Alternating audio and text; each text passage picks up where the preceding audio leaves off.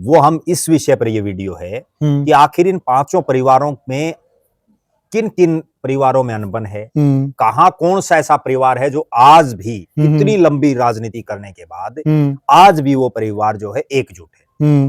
चौधरी देवीलाल पहली बार नहीं जीते, बल्कि पहला चुनाव चौधरी देवीलाल के जो बड़े भाई हैं चौधरी शाहबराम, उन्होंने चुनाव लड़ा था। ठीक बात है। और इसी तरह से राव बीरेंद्र सिंह का, राव बीरेंद्र सिंह ने जो राजनीति की वो राजनीति की राव तुलाराम के नाम जी, रामजीलाल हुड्डा और जो चौधरी मातूराम हुड्डा, उन्होंने जो है सबसे पहले चुनावी राजनीति शुरू की थी जी। और जहां तक बात है चौधरी देवीलाल के परिवार की, चौधरी देवीलाल का परिवार हरियाणा प्रदेश का तो पहला परिवार है और हो सकता है देश में भी कोई इक्का दुक्का भी नहीं मिलेंगे इनके स्तर के जिन्होंने 100 से ज्यादा चुनाव लड़ लिए। देश की राजनीति में अगर बात करें तो मेरे ख्याल में 3 ही गांव ऐसे नजर आ रहे हैं। या तो एक उत्तर प्रदेश का जैसे सेफई है जो मुलायम सिंह यादव का गांव है, ठीक है, उस सेफई में बहुत नेता पैदा हुए, मुलायम सिंह यादव के घर से ही हुए जी जी जी।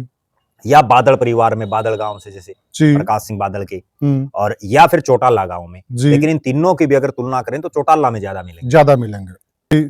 जो पांचों राजनीतिक परिवार है ना, इनमें अगर सही ढंग से देखें तो सबसे पुराना राजनीतिक परिवार चौधरी रणबीर सिंह हुड्डा का, और रणबीर सिंह हुड्डा के जो पिताजी चौधरी मातूराम और चौधरी रामजीलाल हुड्डा, उन्होंने तो 1920 में चुनाव लड़ा था जी कि हम जिन नेताओं के लिए लड़ भिड़ रहे हैं, हम जिन नेताओं के लिए लगातार उनका झंडा ठाए हुए हैं, ठीक बात है, आखिर उनके परिवार में कोई सामाजिकता है, उनके परिवार इकट्ठा है या नहीं है, उनके परिवार के हालात क्या है। हम इन नेताओं के लिए कई बार अपना भाईचारा खराब कर लेते हैं जी। मूल शिक्षा आपको इस वीडियो से यही मिलने वाली, अंत तक देखिए, आपको पता चलेगा कि ये हमारी मूर्खता होती है जी। प्रद्युमन भाई, इस वीडियो को जो भी दर्शक पूरा देख लेंगे ना, हाँ, उनको हरियाणा की राजनीति लगभग समझ में आ जाएगी, क्योंकि हरियाणा की राजनीति घूम ही इन 5 परिवारों के दम पर है। बिल्कुल सही, भले ही आज बीजेपी का राज है, लेकिन वो भी इन परिवारों के दम पर है।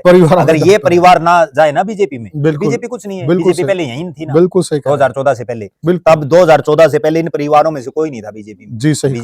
यहाँ तक कि चौधरी रणबीर सिंह महिंद्रा की बेटी का जब ब्याह था ना, तो भी चौधरी बंसीलाल जी नहीं गए थे। देखो कितनी बड़ी बात है। एक बाप वहां चौधरी भजनलाल जी ने बंसीलाल की जो सारी थी, बंसीलाल की पोती की चौधरी भजनलाल जी ने जितनी जो रस्में थी वो निभाई थी, एक दादा के तौर पर। तो नमस्कार साथियों, मैं हूं आपका होस्ट कुलदीप सिंह पुनिया और मैं लेके चलता हूं आपको राजनीति की दुनिया।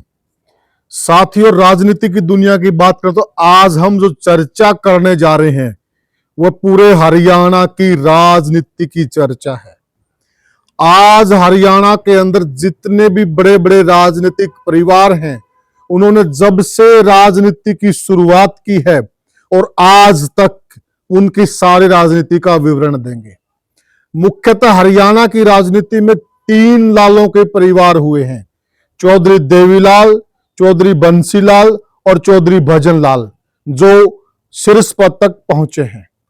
उन परिवारों का आपसी ताना बाना कहां ठहरता है, आपसी जो भाईचारा वो कितना सुदृढ़ है, इस बात की हम पूरी चर्चा करेंगे। उसके अलावा हरियाणा के अंदर एक परिवार और हुआ है जो शीर्ष पद पर पहुंचा है, वह परिवार है राव बीरेंद्र सिंह का परिवार, उसकी भी हम चर्चा करेंगे।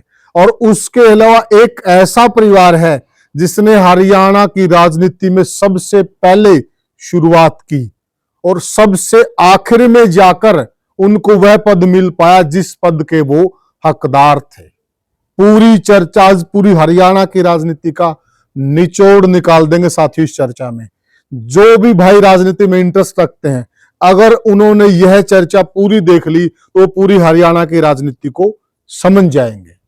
अगर सिलसिलेवार तरीके से हम पांचों परिवारों की तुलना करें कि पांचों परिवारों में जब से इन्होंने राजनीति शुरू की जी, तब से और आज तक क्या चल रहा है, तब दर्शकों को ये समझ में आएगा कि वास्तव में हरियाणा की राजनीति में कौन सा ऐसा परिवार है जो राजनीति का मतलब ये है कि एक बड़ी बात ये कहते हैं लोग कि जिस घर में भी राजनीति घुस जाए ना, वहां भी भाई भाई के बैर हो जाते हैं, बाप बेटे का बैर हो जाता है। बिल्कुल। और हमने तो बहुत उदाहरण ऐसे देखे हैं जिसमें बाप न्यारी पार्टी में, बेटा न्यारी पार्टी में, ठीक है, पति न्यारी में, पत्नी न्यारी में जी। परंतु सारे परिवारों पर अगर हम नजर डालें, सभी परिवारों में राजनीतिक मतभेद खुलकर जनता के बीच में आए हैं।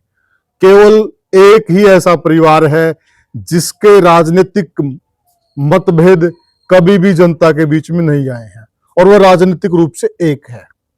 आज हम उसी परिवार की चर्चा करेंगे और चर्चा में मेरे साथ जुड़ गए हैं वरिष्ठ पत्रकार और राजनीतिक विश्लेषक प्रद्युमन जोशीला जी। प्रद्युमन भाई राम राम। राम राम जी, सभी दर्शकों को नमस्कार, राम राम। प्रद्युमन जी देखिए जी, हमारे यहाँ तीनों लालों के परिवार भी रहे हैं जी। चौधरी भजन लाल का परिवार भी रहा है, चौधरी बंसी लाल का परिवार भी रहा है, देवीलाल का परिवार भी रहा है जी, और उसके साथ हम कहें राव का परिवार और हुडा का परिवार। जी, इन सभी परिवारों ने हरियाणा के अंदर एक छत्र राज किया अपने अपने समय पर। जी। परंतु इनमें ऐसा कौन सा परिवार है जिसके मतभेद कभी जनता के बीच में नहीं आए हैं? देखो, निश्चित रूप से हरियाणा में आजादी से पहले भी, जी, आजादी के बाद भी, जब संयुक्त पंजाब था, हरियाणा उसका एक पार्ट था, और उसके बाद भी जी, हरियाणा की सियासत में वैसे तो बहुत बड़े बड़े नेता हुए हैं जी, लेकिन मुख्य रूप से अगर देखा जाए पूरे हरियाणा का निष्कर्ष, जी, तो 5 ऐसे राजनीतिक परिवार हरियाणा में हैं जिनकी पीढ़ियां दर पीढ़ियां राजनीति में हैं और उन्होंने राजनीति में प्रदेश के जो सबसे बड़े पद हैं जी, उन तक वो पहुंचे। देश की राजनीति में भी उनका बड़ा रुक्का रोड़ा रहा जी, और उन परिवारों का अपने अपने इलाके के अलावा भी जी, प्रदेश के अलग अलग हिस्सों में भी अपना एक प्रभाव हमेशा से रहा है। अगर मुख्य रूप से हम देखें तो हरियाणा में जैसे 3 लालों का तो पूरे देश में ही चर्चा रहती, पूरी दुनिया में ही, कि हरियाणा 3 लालों के नाम से जाना जाता है जी, और जिनमें चौधरी बंसीलाल, उन लालों में भी बड़ी विचित्र बात यह है जिसका जो युवा जो दर्शक हैं उनको हो सकता है कईयों को ना भी मालूम हो, जी, क्योंकि उन लालों में भी अक्सर चौधरी देवीलाल को बड़ा नाम बताया जाता है। जी, बिल्कुल। लेकिन अगर देखा जाए तो मुख्यमंत्री सबसे पहले अगर उन लालों में कोई बना तो वो चौधरी बंसीलाल बने। बिल्कुल सही बात है। चौधरी बंसीलाल, चौधरी देवीलाल, चौधरी भजन लाल, जी, 3 लाल हुए। जी, और 2 ऐसे नेता और हुए जिनका हरियाणा की राजनीति में नहीं, देश की राजनीति में अच्छा खासा नाम है। जी, उनमें एक राव बीरेंद्र सिंह जी, और एक चौधरी भूपेंद्र सिंह हुड्डा या रणबीर हुड्डा, जी, उनका परिवार। जी, अगर सिलसिलेवार तरीके से हम बात करें तो चूंकि राजनीति में क्या है कि एक परिवार जब बहुत बड़े स्तर पर हो जाता है, क्योंकि पहले तो इनमें भी एक आदमी ने शुरुआत की, हाँ, बिल्कुल कहीं सही। 2 ने कर दी,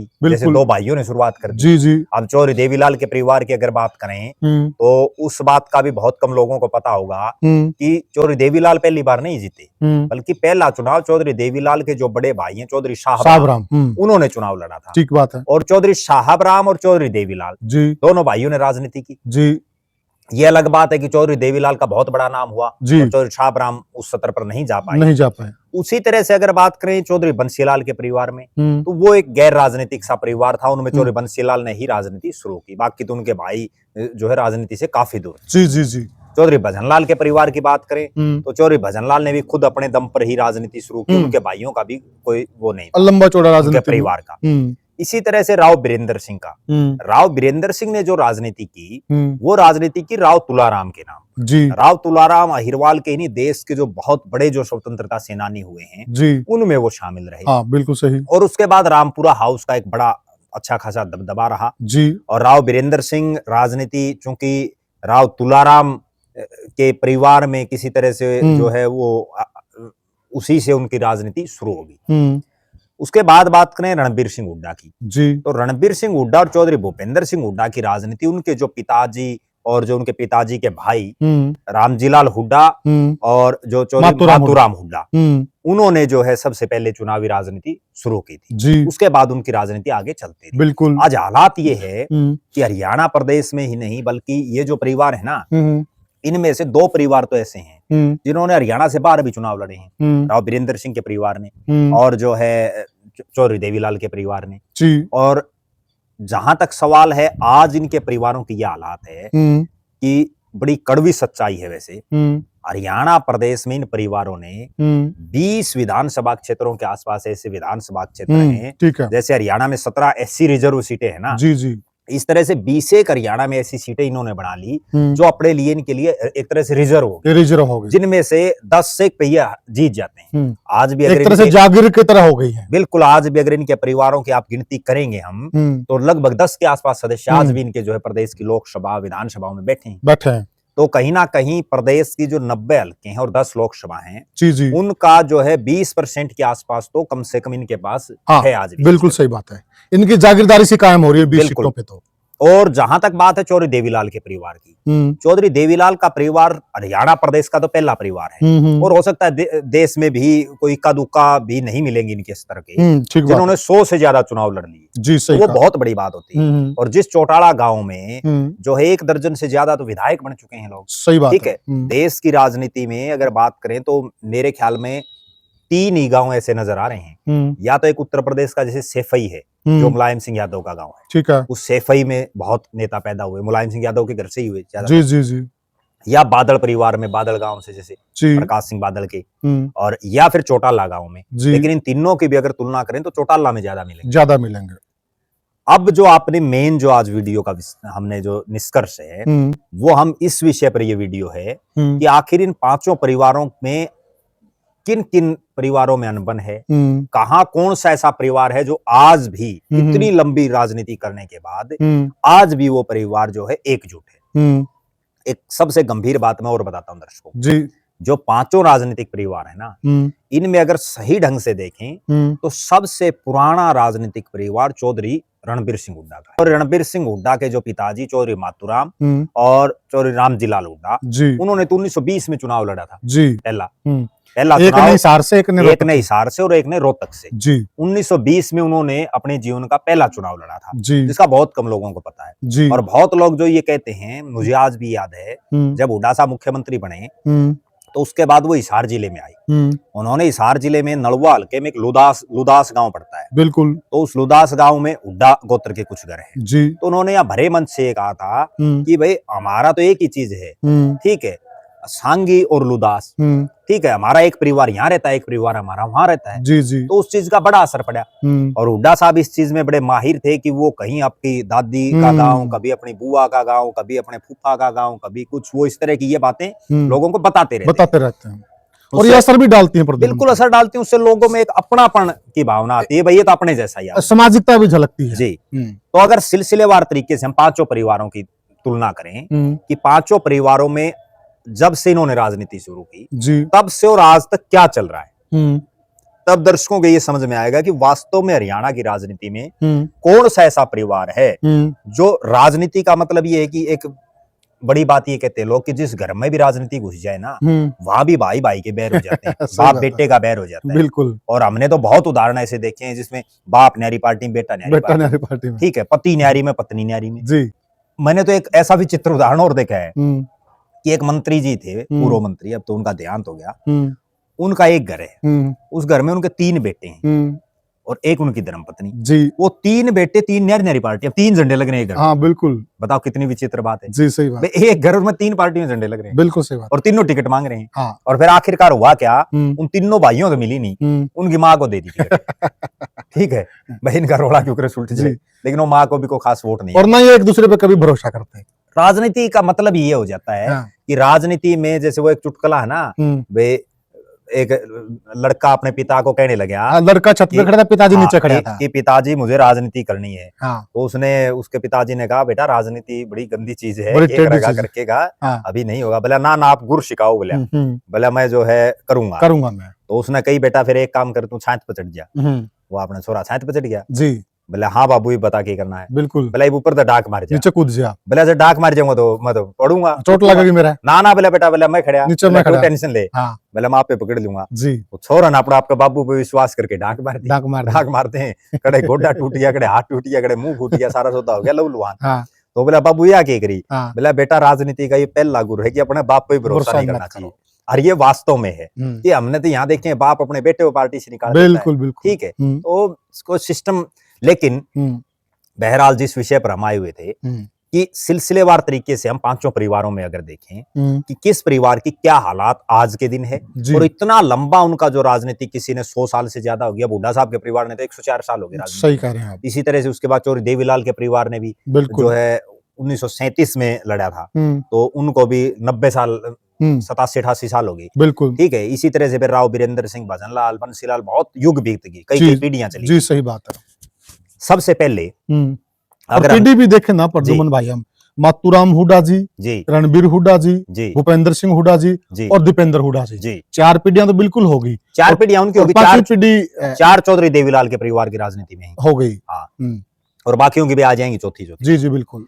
तो इनमें अगर सबसे पहले हम सिलसिलेवार तरीके से बात करें, तो पहले जो मुख्यमंत्री इन लाल परिवारों में बने जी वो चौधरी बंसीलाल बने। हाँ चौधरी बंसीलाल के परिवार में उनके 2 बेटे, जी बड़ा बेटा वैसे तो उनका नाम महेंद्र है, लेकिन वो रणबीर सिंह महेंद्रा लिखते हैं। जी छोटा बेटा सुरेंद्र सिंह। सुरेंद्र सिंह दोनों राजनीतिक रूप से अलग अलग। बिल्कुल। जो हम ये बात कर रहे थे ना कि क्या है पोजीशन, इससे दर्शकों को ये समझ में आएगा कि हम जिन नेताओं के लिए लड़ भिड़ रहे हैं, हम जिन नेताओं के लिए लगातार उनका झंडा ठाए हुए हैं, ठीक बात है। आखिर उनके परिवार में कोई सामाजिकता है, उनके परिवार इकट्ठा है या नहीं है, उनके परिवार के हालात क्या है। हम इन नेताओं के लिए कई बार अपना भाईचारा खराब कर लेते हैं जी। मूल शिक्षा आपको इस वीडियो से यही मिलने वाली, अंत तक देखिए, आपको पता चलेगा कि ये हमारी मूर्खता होती है।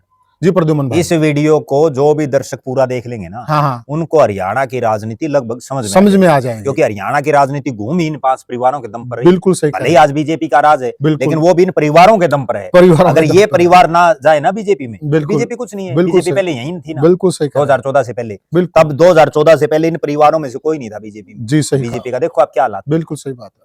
बहरहाल चौधरी बंसीलाल के जो 2 बेटे हैं, दोनों बंसीलाल के जीते जी राजनीतिक रूप से अलग अलग थे। सही। और बंसीलाल के दोनों बेटों में जो रणबीर सिंह महेंद्रा हैं, उन्होंने भिवानी लोकसभा से चुनाव लड़ा। जी। भिवानी लोकसभा में एक चुनाव तो ऐसा था कि दोनों भाई आमने सामने थे। जी। चौधरी सुरेंद्र सिंह हरियाणा विकास पार्टी से चुनाव लड़ रहे थे और रणबीर सिंह महेंद्रा कांग्रेस पार्टी से। बुरी तरह से हारे महेंद्रा साहब जी। और उन्होंने मुंडाल से कई चुनाव लड़े। जी। उसके बाद 3 चुनाव उन्होंने लगातार जो है बारडा से लड़े। हाँ। वो अपनी पूरी जिंदगी में के बहुत बड़े जो उनकी जिंदगी का हिस्सा था राजनीतिक जीवन का, उसमें अपने पिता और अपने छोटे भाई के वो खिलाफ रहे और वो कभी नहीं जीत पाए। एक चुनाव ऐसा आया 2005 का, जब चौधरी बंसीलाल जी अपने आखिरी समय में थे, और उस समय मुझे आज भी वो दौर याद है कि रणबीर सिंह महेंद्रा तो ऑलरेडी कांग्रेस में थे और चौधरी बंसीलाल ने अपनी पार्टी हरियाणा विकास पार्टी कांग्रेस में मर्ज कर दी थी। और उस मर्ज करने के बाद धनाना गांव पड़ता, मुंडाल हल्के बड़ा गांव है, उस धनाना गांव में रैली रखी गई चुनाव का जो वोटिंग थी उससे 2-3 दिन पहले। और वहां जो है चौधरी बंसीलाल और रणबीर सिंह महेंद्रा जी, जब बंसीलाल जी स्टेज पर चढ़े तो दोनों बाप बेटा गले मिलके इतने रोए कि एक तरह से उनको ये लगा कि भाई पता नहीं क्या मिल गया हमें आज, क्या मिल गया, बाप और बेटा इतने वर्षों बाद जो बिछुड़े हुए थे। यहाँ तक कि चौधरी रणबीर सिंह महेंद्रा की बेटी का जब ब्याह था ना, तो भी चौधरी बंसीलाल जी नहीं गए थे। देखो कितनी बड़ी बात है। एक बाप वहां चौधरी भजनलाल जी ने बंसीलाल की जो सारी थी, बंसीलाल की पोती की चौधरी भजनलाल जी ने जितनी जो रस्में थी वो निभाई थी एक दादा के तौर पर। तो कहीं ना कहीं अंदाजा लगाया जा सकता है कि इन परिवारों में कितनी सामाजिकता बची हुई है जी। उसके बाद उस चुनाव में बंसीलाल जी बोले वहां मंच से जी कि भाई मेरा बेटा है और इसको जिताओ, और सिर्फ बंसीलाल की उसे एक जुबान जी लोगों ने पहली बार और आखिरी बार रणबीर सिंह महेंद्रा जिंदगी में जीता। सुरेंद्र सिंह सांसद रहे, राज्यसभा के सांसद रहे जी, विधायक रहे कई बार मंत्री रहे बिल्कुल, और युवा कांग्रेस के राष्ट्रीय महासचिव, राष्ट्रीय कोषाध्यक्ष। एक समय तो वो था जब संजय गांधी और सुरेंद्र सिंह दो की ही चलती बिल्कुल पूरे भारत में इनका डंका बजता था। कांग्रेस पार्टी को यही लोग चलाते, इंदिरा और बंसीलाल। मतलब 2 जोड़ियां बड़ी मशहूर थी, इंदिरा बंसीलाल और संजय सुरेंद्र, और बड़ी फेमस रही जी। इसके बाद सुरेंद्र सिंह, जो एक बाप अगर अपने बेटे के साथ हो ना तो उसका परिणाम ये होता है कि सुरेंद्र सिंह एमपी भी रहा, राज्यसभा में भी गया, लोकसभा का एमपी रहा, मंत्री रहा, एमएलए रहा, कई बार पार्टी में बड़े बड़े पदों पर रहा।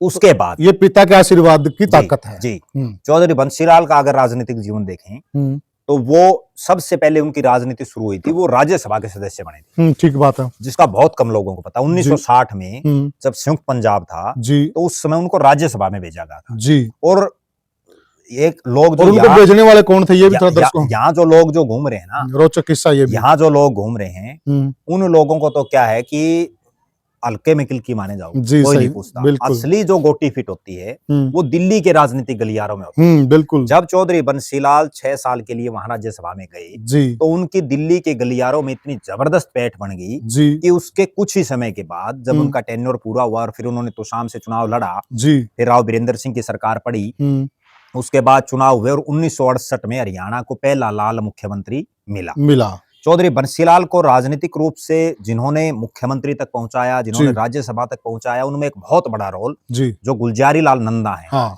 उनका, नंदा साहब का एक बहुत बड़ा रोल उनके बिल्कुल पीछे है। पीछे है। और नंदा साहब की ये देन है जिसकी वजह से बंसीलाल इस हरियाणा प्रदेश के, आधुनिक हरियाणा जिसको बोलते हैं, उसके निर्माता बन पाए।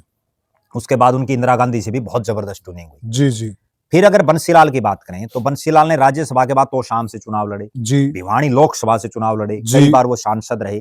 उसके बाद उन्होंने अपनी जिंदगी का जो आखिरी चुनाव था वो भिवानी शहर से लड़ना पड़ा, और वो उनकी मजबूरी ये थी कि उस समय हालात ये थी कि वो तोशाम से जीतने के हालात में नहीं थे। जी तो उन्होंने अच्छे दिन भी देखे, माड़े दिन भी देखे। सही बात एक वो समय भी देखा जब उनको भिवानी, जो उनका घर था, वहां जो है हथकड़ी लगा करके जो है ले जाया गया। तो कहीं ना कहीं बहुत उन्होंने चीजों को देखा, लेकिन उन्होंने काम भी बहुत किया। अब अगर बात करें बंसीलाल परिवार की आगे राजनीतिक विरासत की, तो जो मैंने एक उदाहरण दिया था कि पति पत्नी भी अलग अलग हो जाते हैं राजनीति में, तो वो यहाँ बंसीलाल के परिवार में हुआ। जी सुरेंद्र सिंह की जो धर्मपत्नी थी किरण चौधरी जी वो कांग्रेस में थी, बिल्कुल दिल्ली की राजनीति कर रही थी, दिल्ली से विधायक बनी, विधानसभा की डिप्टी स्पीकर बनी, जी और उनके पति यहाँ कांग्रेस को जो है राजनीतिक गालियां दे रहे थे, बिल्कुल वो हरियाणा विकास पार्टी में थे। तो एक ही घर में जो है पति पत्नी अलग अलग। उसके बाद किरण चौधरी ने हरियाणा में पहली बार जब एंट्री करी तो उन्होंने राज्यसभा का चुनाव लड़ा था 2004 में जी और उस चुनाव में किरण चौधरी जो है क्रॉस वोट हुआ, जिसकी वजह से वो हार गई। उसके बाद 2005 में सुरेंद्र सिंह का आकस्मिक देहांत हुआ। जी सुरेंद्र सिंह के देहांत के बाद किरण चौधरी हरियाणा में आई, जी और वो दिन है और आज का दिन है। किरण चौधरी कभी कोई चुनाव नहीं आ रही। बिल्कुल सही है।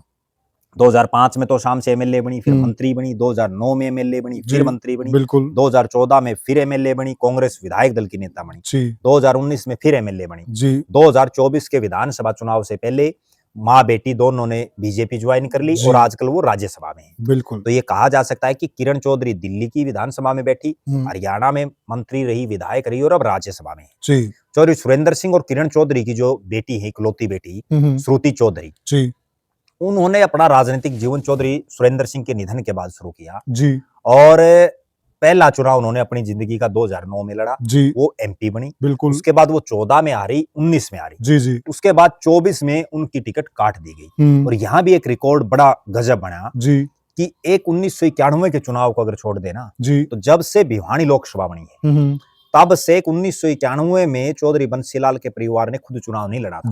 उन्होंने अपने एक विश्वास पात्र जंगबीर सिंह हैं खरकड़ी के, उनको जो चुनाव लड़ा था, अच्छा, खरकड़ी जामरी के, और वो जीते भी थे। ये पहला चुनाव है जब चौधरी बंसीलाल का परिवार ने कोई चुनाव नहीं लड़ा जी। उस 1991 को छोड़ने दो, तब तो उन्होंने जानबूझ करके नहीं लड़ा क्योंकि तब तो उनकी पार्टी भी थी। हाँ। लेकिन यहाँ उनकी टिकट काट दी गई। अच्छा, भिवानी लोकसभा एक ऐसी सीट है जहां एक परिवार की 3 पीढ़ी एमपी रही, चौधरी बंसीलाल रहे, चौधरी सुरेंद्र सिंह रहे और श्रुति चौधरी रही।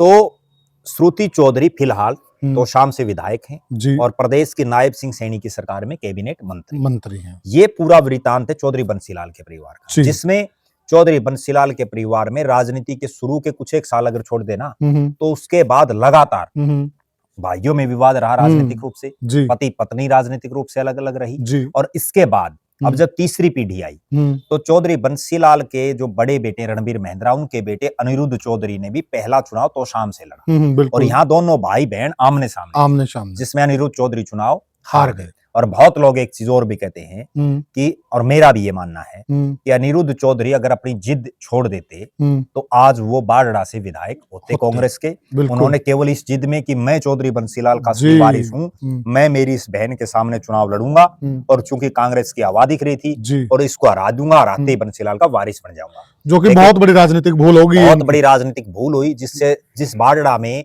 उनके पिता लगातार हैट्रिक उनकी हार की बन चुकी थी, उस हार की हैट्रिक को वो तोड़ के जीत सकते थे बारडा से। और प्रद्युमन भाई, ये जो हार हुई है ये आगे भी इनको सलती रहेगी? नहीं, निश्चित रूप से आगे तो चलो नया परिसीमन होगा, नए परिसीमन के बाद क्या हालात बढ़ते लेकिन ये सलती रहेगी। बिल्कुल, इस चीज ने एक चीज और क्लियर कर दी, डेंट पड़ेगा उनके करियर पर बहुत लंबा। इस चुनाव ने एक चीज बिल्कुल क्लियर कर दी कि भले ही अनिरुद्ध चौधरी मन में चौधरी बंसीलाल के राजनीतिक वारिस बनते इसलिए सलती रहेगी, लेकिन जनता श्रुति चौधरी को राजनीतिक वारिस मान रही है, जिसका उन्होंने इस चुनाव में बता दिया कि ये श्रुति चौधरी ही बंसीलाल की राजनीतिक वारिस। और उसका कारण भी ये है कि चौधरी बंसीलाल ने चौधरी सुरेंद्र सिंह के निधन के बाद जो उनके परिवार की जो पगड़ी थी वो श्रुति चौधरी के सिर पर रखी थी। बिल्कुल बिल्कुल। तो इसलिए कुल मिलाकर के ये कहा जा सकता है कि चौधरी बंसीलाल के परिवार में जो है लगभग जितने सदस्य हैं, चौधरी बंसीलाल, चौधरी सुरेंद्र सिंह, किरण चौधरी, रणबीर महेंद्रा, अनिरुद्ध चौधरी और श्रुति चौधरी जी 6 लोगों ने तो सीधे चुनाव लड़े हैं। और एक जो चौधरी बंसीलाल के दामाद हैं सोमवीर सिंह शोराण, वो लोहारू से विधायक बने, 2 बार वो विधायक रहे जी। और उसके बाद उनकी भी हैट्रिक बनी लोहारू में हार की। जी। इस बार वो बारडा से भी कांग्रेस की टिकट पर हार गए। ये पूरा किस्सा है चौधरी बंसीलाल के परिवार का। जी। अब अगर आगे हम चलें तो हम बात करते हैं चौधरी भजनलाल के परिवार की। जी।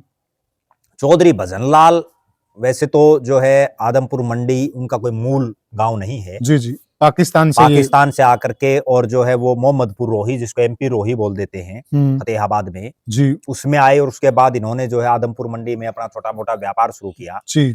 उसके बाद दूसरे चुनाव में ये आदमपुर से चुनाव जीते और उसके बाद उस दूसरे चुनाव से और 2024 के इस चुनाव होने से पहले जितने भी चुनाव हुए कभी चौधरी भजनलाल का परिवार आदमपुर से नहीं आ रहा। ठीक बात है। चौधरी भजनलाल जी प्रदेश के मुख्यमंत्री रहे कई बार, केंद्र में मंत्री रहे। चौधरी बंसीलाल भी केंद्र में रक्षा मंत्री और रेल मंत्री जैसे बहुत महत्वपूर्ण पोर्टफोलियो उनके पास थे। बिल्कुल। तो वो भी बड़े मंत्री रहे थे। चौधरी भजनलाल जी जो है पर्यावरण मंत्री थे केंद्र में जी। और एक वो समय था जब पीवी नरसिम्हा राव की सरकार में उनको बड़ा कद्दावर माना जाता था। जी बिल्कुल। अगर चौधरी भजनलाल के परिवार की बात करें तो खुद चौधरी भजनलाल जी ने आदमपुर से चुनाव लड़े विधानसभा का उन्होंने आदमपुर के अलावा कहीं से नहीं चुनाव लड़े। जी जी। लोकसभा के उन्होंने 3 अलग अलग हलकों से लड़े। फरीदाबाद से लड़ा, वहां से वो जीते। करनाल से लड़ा, वहां से वो जीते, हारे भी वहां से। हिसार से उन्होंने लड़ा, हिसार से वो जीते। अपने पूरे राजनीतिक जीवन में चौधरी भजनलाल एक चुनाव हारे। हालांकि चौधरी बंसीलाल भी हारे, लेकिन चौधरी भजनलाल एक चुनाव हारे और वो करनाल पार्लियामेंट से आईडी स्वामी के मुकाबले हार गए थे जब अटल बिहारी वाजपेयी की आंधी चल रही थी। पूर्व आईएएस। बिल्कुल जी। पूर्व आईएएस हैं और वो आईएएस हैं जिन्होंने कभी सर्टिफिकेट दिया था जीत का चौधरी भजनलाल। वो उसमें यहाँ एसडीएम होते थे। जी। उसके बाद उन्होंने उनको हरा दिया। चौधरी भजनलाल के 2 बेटे जी। बड़ा बेटा चंद्रमोहन बिश्नोई जी, जो 1993 में, इस बात का बहुत कम लोगों को पता होगा, 1993 में पंचकुला में एक उपचुनाव हुआ था जी। और चौधरी भजनलाल जी प्रदेश के मुख्यमंत्री थे। वरना तो चंद्रमोहन भी पंचकुला नहीं जाते जी। जो कुछ एक लोगों को, कईयों के मेरे पास भी फोन आते हैं, वे चंद्रमोहन पंचकुला इतनी दूर कैसे चले गए। वो हालात क्या बनी कि चौधरी भजनलाल जी प्रदेश के मुख्यमंत्री थे जी और पूरे परिवार से वो इकलौते जीते, मतलब चुनाव लड़ा था उन्होंने जी। उसके बाद 1993 में उस वक्त कालका सीट थी जी। 1993 में कालका से बाई इलेक्शन हो गया। तो बाई इलेक्शन में चौधरी भजनलाल ने अपने बेटे को चुनाव लड़ा दिया और चंद्रमोहन वो जीत गए। मुख्यमंत्री थे चौधरी भजनलाल जी, जीतेंगे, नेचुरल बात है, मुख्यमंत्री का लड़का लड़ रहा है। बिल्कुल। फिर वो वहां से 96 में जीते। बिल्कुल। फिर वो 2000 में जीते। फिर 2005 में जीते जी। 4 चुनाव वो लगातार जीते कालका से जी। और कालका में तो बिश्नोई वोट है ही नहीं। बिल्कुल। केवल इसलिए जीत गए कि वो पहला चुनाव जीते। उसके बाद चंद्रमोहन बिश्नोई की खासियत क्या है कि वो लोगों को अपना बना लेते हैं जी। वो लोगों में ये नहीं उनके में कोई एटीट्यूड दिखाई देता है कि भाई मैं इतने बड़े बाप का बेटा हूँ। वो शरीफ आदमी है, लोगों के बीच में रहते हैं और शहरी क्षेत्र है पंचकुला कालका, तो उसमें लोगों को ऐसा ही आदमी चाहिए भाई जो सिद्ध नहीं। बिल्कुल बिल्कुल। तो वो चंद्रमोहन है और थोड़ा बीच में रह जाए लोगों का, वो वहीं रहने लग गए। मतलब उन्होंने वही चंद्रमोहन जो है पंचकुला और कालका के बनकर रह गए। 2005 में वो प्रदेश के उप मुख्यमंत्री भी बने। उसके बाद एक फिजा का प्रकरण हुआ जिसके बाद वो हाशिए पर चले गए। फिर उन्होंने चंद्रमोहन बिश्नोई ने पंचकुला के अलावा, कालका के अलावा जो है नलवा से एक चुनाव लड़ा 2014 में अपने जीवन में, और वो नलवा से चुनाव हार गए। उसके बाद उन्होंने जो है फिर सर्वाइव किया धीरे धीरे। इस चुनाव में बड़ी मुश्किल से उनको 20 साल में फिर सूट आई है। इस बार वो जो है कांग्रेस की टिकट पर पंचकुला से जीते 5वीं बार। उनके जो बेटे हैं चंद्रमोहन बिश्नोई के, वो भी अब राजनीति में थोड़े थोड़े सक्रिय हैं। युवा कांग्रेस में वो सक्रिय हैं। हालांकि अभी कोई चुनाव उन्होंने नहीं लड़ा है जी, लेकिन अब वो राजनीतिक जो है बारीकियां सीख रहे हैं। दूसरी तरफ देखें तो भजनलाल जी के जो छोटे बेटे हैं कुलदीप बिश्नोई, कुलदीप बिश्नोई ने अपने जीवन का पहला चुनाव आदमपुर से ही लड़ा जी। उन्होंने भी उपचुनाव ही लड़ा था जी। उपचुनाव लड़ा, चौधरी भजनलाल जी एमपी बन गए थे और वो जीते जी। उसके बाद उन्होंने 2004 में पूरी दुनिया में जो एक चर्चित चुनाव था भिवानी लोकसभा का, जिसमें 3 वर्तमान और 2 पूर्व, यानी 3 मुख्यमंत्रियों के बेटे वहां से चुनाव लड़ रहे थे और तीनों लालों के परिवार, तीनों लालों के लाल चुनाव लड़ रहे थे और उसमें कुलदीप बिश्नोई कांग्रेस की टिकट पर वो चुनाव जीत गए जी। उसके बाद कुलदीप बिश्नोई हिसार लोकसभा से भी सांसद बने, आदमपुर से भी वो कई योजना विधायक बने। ये कुलदीप बिश्नोई का कारनामा है। कुलदीप बिश्नोई कांग्रेस में रहे, कांग्रेस के बाद उन्होंने हजका बनाई, हजका बनाने के बाद जो है वो वापस फिर कांग्रेस में आ गए, आजकल वो भारतीय जनता पार्टी में हैं। जी।